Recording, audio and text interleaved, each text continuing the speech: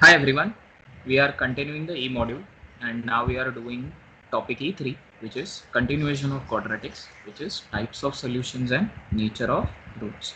So in this part, what we are going to see is obviously we are going to see some more additional things related to quadratic, which is uh, how calculating some easy things can let you know about what is going to be the nature of roots, what is the difference between solutions and roots, and some part of linear equations, simultaneous equations also included in this, and then eventually we go on to some more properties of quadratic, which is sum and the products of the roots. So let's start with this. The first part is obviously related to the difference between the roots and the solution. So there is a quadratic equation y is equal to x square minus 5x plus c. It's a quadratic degree 2 equation, and x square coefficient a is positive. So you know very clearly from the previous topic that the graph of this is going to be a normal u-shaped parabola. Now, but still what we will do is we'll try to prove that it's a parabola, and first let's factorize this. So the same equation can be factorized as y is equal to x minus 2 into x minus 3, a into x minus alpha into x minus beta, where alpha and beta are the roots of the quadratic equation. So 2 and 3 are the roots of the quadratic equation. Now to plot the graph, what we will need is different values of x and y. So let's keep calculating the values. So suppose if we substitute x as 0 in the equation, which is being highlighted on the left side, you get y as 6. If you substitute x as 1, you get y as 2. So 1 comma 2 is your second point, which is being plotted on the graph on the middle part, as you can see. If you substitute x as 2, obviously you get 0. So 2 comma 0 is the third point. If you substitute x as 3, again you get y as 0, which is your fourth point. You substitute x as 4, you get y as 2. And eventually, if you substitute x as 5, you get y as 6. So 5 comma 6 is your last point. And when you join all these points, obviously what you get is a u-shaped normal parabola. This all we knew, but we have now proved that in great detail, and this is how it actually happens. But the main part is what is the difference between the roots of the solutions, roots and the solutions. So most of the students think that roots and solutions are one and the same thing. Actually, it is not the case. They are different. They are slightly ever so different. So all these values of x and y that we are considering, different values of x for which we are getting different values of y, we can keep on doing this all day long. For if I substitute x as 6, I'll get some value of y. If I substitute x as 7, I'll get some value of y. All these values which satisfy the equation are called as solutions. The values which satisfy the equation are called as solutions. All these values are called as solutions. Then what are roots? So roots are some specific values of x. Listen to this definition very carefully. Roots are some specific values of x for which you get y as 0. So if you observe the table, you can clearly see that there are two such values of x, which are 2 and 3 respectively, for which you are getting y as 0. So 2 and 3 becomes the root, and that is what roots are all about. So because it is a quadratic equation, and if you remember, I said that the degree is 2 and degree is directly associated with number of roots now. Because it's a quadratic equation which is of degree 2, so the roots are also 2. 2 and 3 are the roots, alpha and beta, if you remember.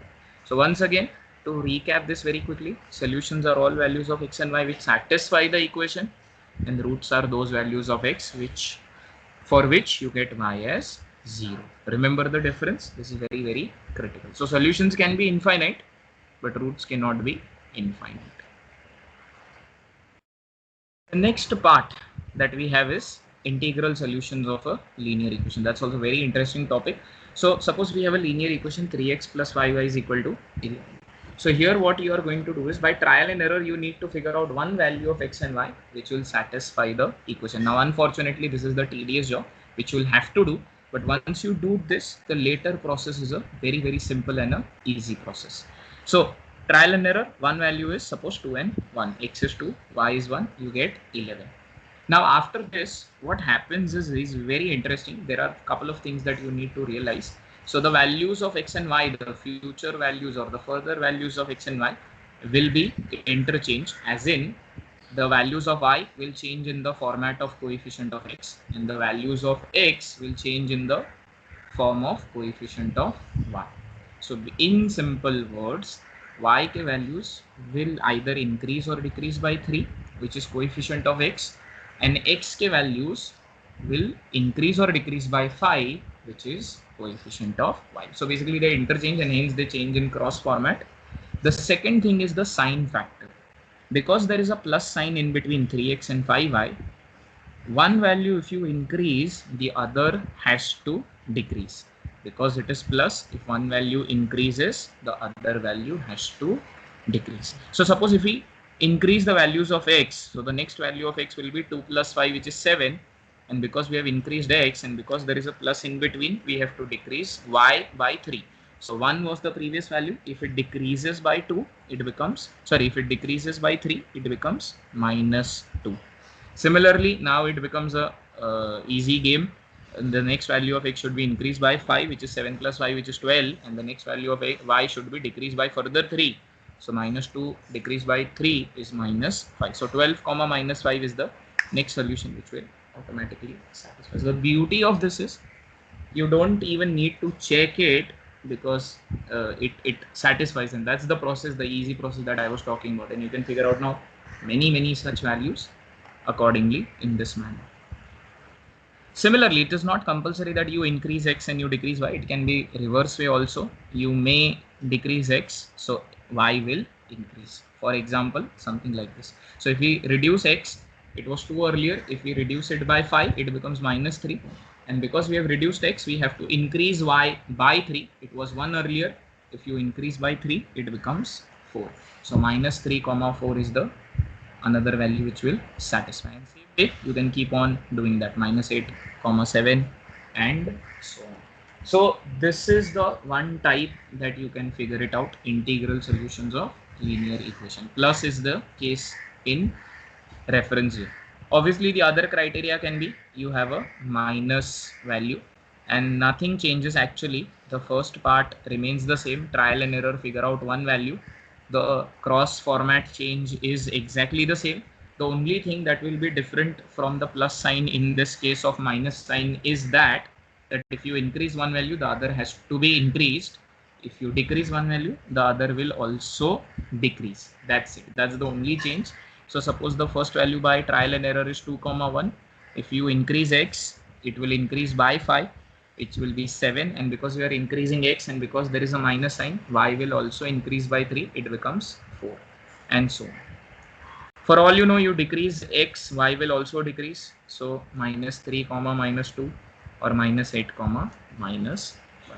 So this is how you can figure out integral solutions of a linear equation. So remember this, folks, it's an easy technique to solve the linear equations. One value is the pain value, trial and error the first value. Once you get that right, all you need to do is remember these small tricks and you can easily figure out many such values that you require.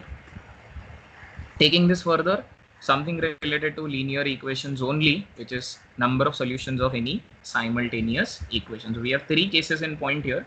One generic form of equations we have considered. Obviously, we'll take the normal numeric form as well.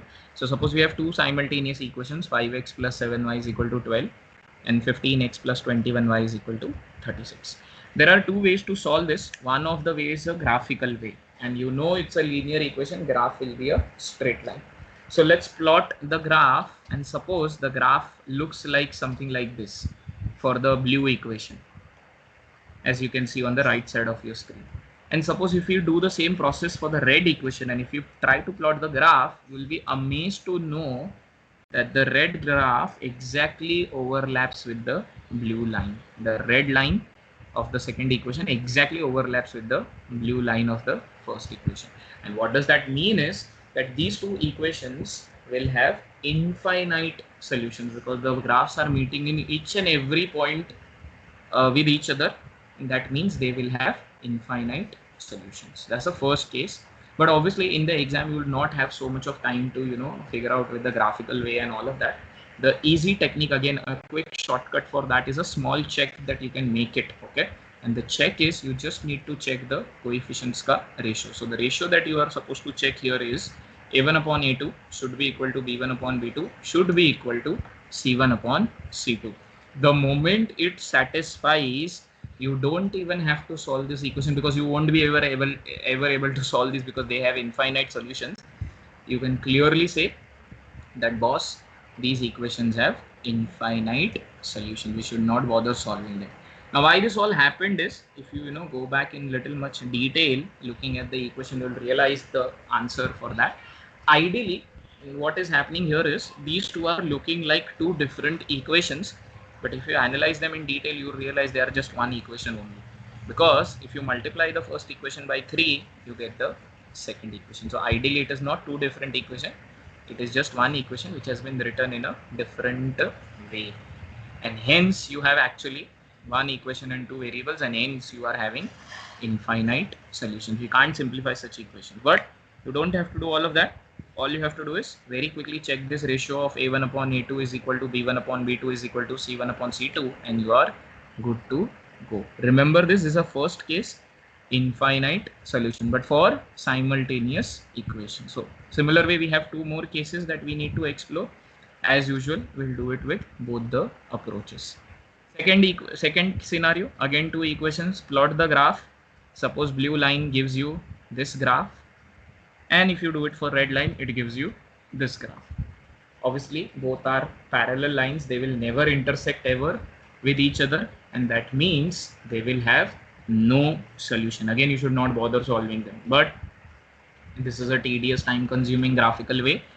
We need to have something much simpler and much easier. As usual, the ratio of the coefficients. So a1 upon a2 is equal to b1 upon b2 is not equal to c1 upon c2. If this happens, all you can directly say is these equations have no solutions.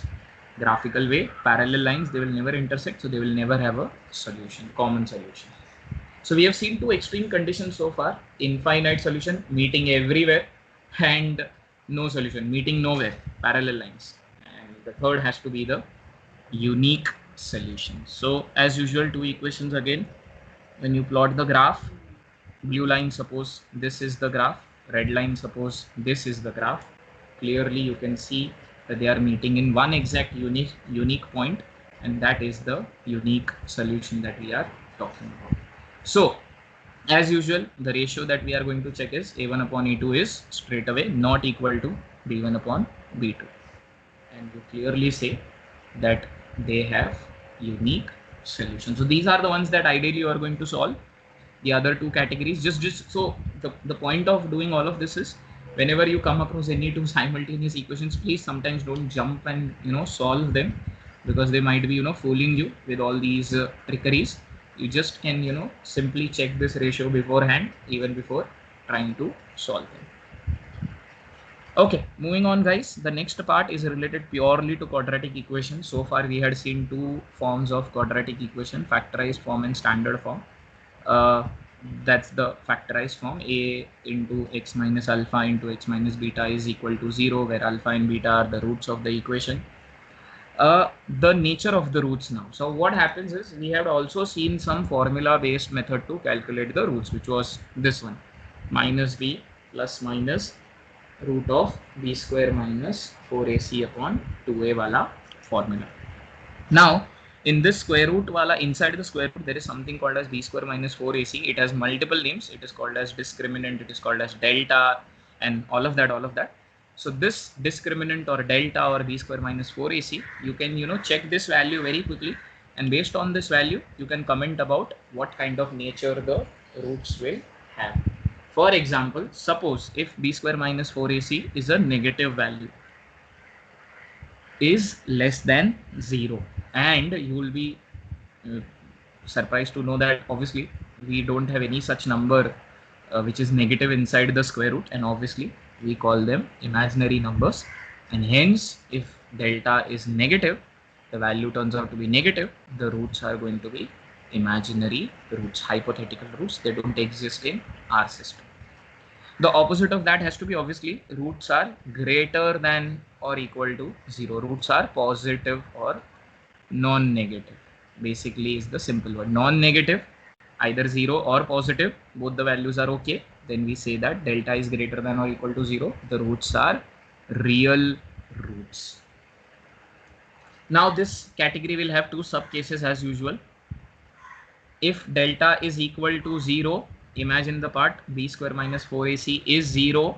Obviously this goes off, you are left with minus b upon 2a, which is clearly real and equal roots. Both the roots alpha and beta are the same, minus b upon 2a, because the plus minus part was the discriminating part between the differentiating part between the two roots alpha and beta. But if that goes off, both the roots are equal. And if delta is not 0, suppose it's a positive number, you have real and unequal roots. Both the roots are different because of plus minus. Then the last case in this is if delta is a perfect square. If it is a perfect square, obviously square root ka sign goes off and you have a rational root. So delta is a perfect square is equal to n square. You have rational roots. And suppose if delta is not a perfect square, obviously you will have irrational roots because the square root ka sign will keep on be coming with the numbers. So these are the scenarios that you need to remember, and based on this you will have different types of questions to solve from. They will say this quadratic equation has rational roots, find this one. So the point that you need to remember is if rational roots, then the case is delta is a perfect square. B square minus 4ac is a perfect. So that's the one expression that you are going to solve. So you need to remember all these cases. Accordingly, you can solve the questions. Taking this further one step, real and equal roots, the plottings, basically how it will look like. One just root, x is equal to 3, unequal roots and imaginary roots not in the system.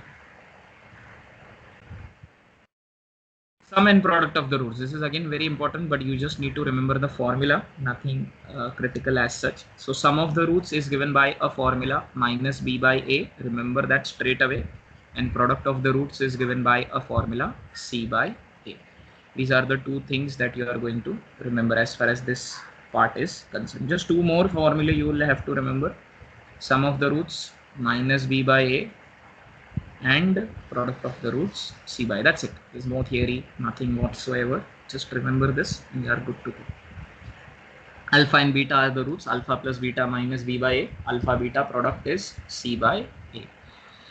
Then the third and the last form of quadratic equation which we have to know now, which is based on sum and the product of the roots. So sometimes what happens, examiner don't give you the roots directly, but he or she will give you the